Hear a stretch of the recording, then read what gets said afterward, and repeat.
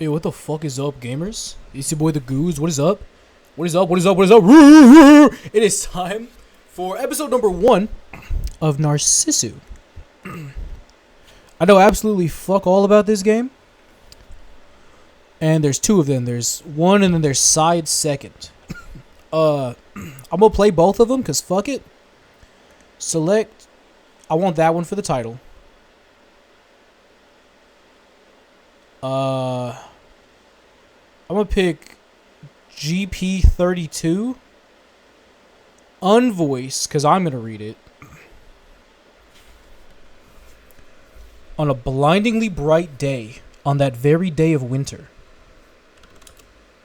I know nothing about this. Oh shit, the population's increasing. From the July 2004 statistics on suicide. Oh my god, that's loud. Oh my god. Let me turn that shit down a little bit. Spring 1996, Setsumi. True, I wasn't very healthy ever since I was a child. Even so, I attended elementary school like all the others, and during summer breaks I often played until I was utterly tanned. June, shortly after my entry into middle school, the day after I'd ordered a swimsuit for use the next month. My first hospitalization. On a day just before the first semester midterms, on a day when the first drops of rain were so cruelly cold. Falling from amidst the pure white of the overcast sky. Of course, the first time it happened, all my classmates came to visit me almost every day. And when I was released, they even came to my house on weekends to play. But that was only the first time around. Did she kill herself, or try to? Autumn into winter, winter into spring, a vicious cycle. Hospitalization, release, clinics, and hospitalization again. And before I knew it, even the classmates I once called friends turned into acquaintances. And then into strangers. As if with every changing of the seasons, I was being erased from their collective memory.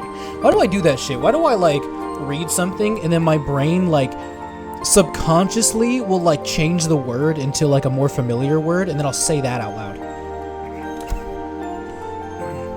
It seems that to all those normal people, my very existence was an unpleasant fact.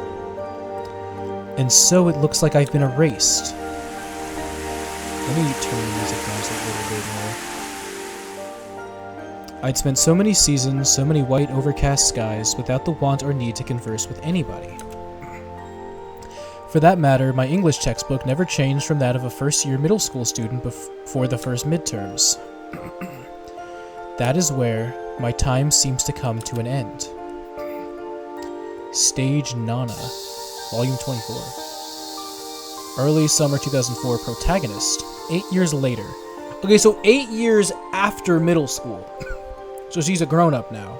That's in the workforce, or she's still in the hospital? Summer, flowing sweat. The gigantic electronic scoreboard in the driver's license examination facility. Lit up all at once. My eyes and everyone else's looked for our respective numbers. 237, 237...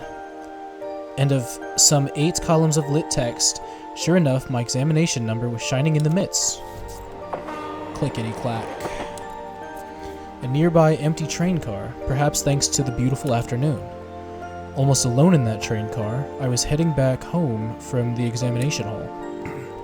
My left hand held a new traffic regulations textbook, and my breast pocket held my brand new driver's license. So now I've got a license as well, I muttered somewhat happily. But there were no strong feelings behind it. I never particularly wanted to drive a car. I never particularly had any motive for it. It was just that my colleagues and the Technical Institute both recommended that I at least get a driver's license. That night, when I told my parents I'd gotten my license, they merely replied with an "I see." And when I asked if I could borrow their car, just for a test run, they instantly and curtly just said one thing: no. Well, I didn't really want to drive the car or anything. The response was all too expected. Those are my parents for you. The next day I awoke with chest pain and went to the hospital. Sickness and I generally had nothing to do with each other, which is why I found the ER waiting room to be utterly boring. What? I thought she was going to the hospital. It had to have been suicide then. Or at least cutting or some shit. And just when I thought they were through examining me, they ordered an x-ray and some blood tests. Then they left. And again, I was left waiting for a long, long time. I'd already polished off 3 volumes of Shonen Jump and was just about to start on a 4th when they admitted me to the hospital right then and there. And it seemed that my new license, which still lay snugly in my breast pocket, would have to wait a long time for its turn to come. Like I said, I know nothing about the plot. I found this shit on TikTok. Someone was like, here's just like a list of visual novels. And I went and bought it during the like Steam winter sale. And I proceeded to learn nothing about it in the past like 6 months. Right around when the all too noisy cicadas had finally gone silent, I once again found myself in the hospital, as per usual. Of course, it wasn't as if I had been there the entire time. I came and went, a futile cycle. My first surgery was a month before. After that, I started doing the 5-minute commute to and from the hospital by moped. And then on, I was hospitalized, discharged, or to clinic, and hospitalized again and again and again. While I still had no clue what PET or ERESA stood for, in no time at all, several months had already passed. As my appetite decreased, my medications increased. I could feel my own physical strength atrophying away. I kept imagining that my legs were getting thinner. But the needle of the weight scale rudely informed me it's not just your imagination. And yet I kept looking on at myself with detached interest, as if it were happening to somebody else entirely, as if I were looking at a scene on TV or the like. My mind could not grasp what had so suddenly happened to my body. Nothing within me was telling me that this was real at all. And that's why, even though it was all happening to me, I kept looking on as if it were happening to someone far away. A day of winter, around when the Christmas trees had vanished from the streets. I was discharged home as a kind of year's end treat. It seemed like an exercise in total transience, but still it made me slightly happy. I traveled back to a home I had not seen in a long time in the midst of a freezing rain. Strangely enough, my entire family was there. My parents, who had never so much as talked to me, came out to meet me with terribly stilted smiles. And my little sister, with whom I'd never had a pleasant word, had made my favorite cream stew and fried shrimp just for me. They made me sit at the table. They peeled tangerines for me. They were cruelly kind. It was an impressive display. At this point, a little thought occurred to me about my new driver's license, which was still stuffed away in my pocket, that perhaps things would end for the license without it ever having known any use. And surrounded by a trio of stilted, strained smiles, I kept that thought as if it were someone else's business, with dispassion, ambiguity, and total disinterest. What is happening? A new year began, and I returned to the hospital. But on this day, instead of my usual 4F room, I ended up in a conference room of sorts. They took me there. And then my father and the doctors had a little talk. I joined in. Well, they talked about me. They talked to me. So this is their so-called announcement. They said in a terribly roundabout fashion, but they told me that I was going to die. I see. That was my only reply. I had no other words. It was the only thing that left my mouth from the beginning to end. And the doctor's ballpoint pens flew across the paper as if in response to my words. Those were probably hospice enrollment procedures, businesslike to the last. My father was the same. So it's this simple, was the only real thought I had.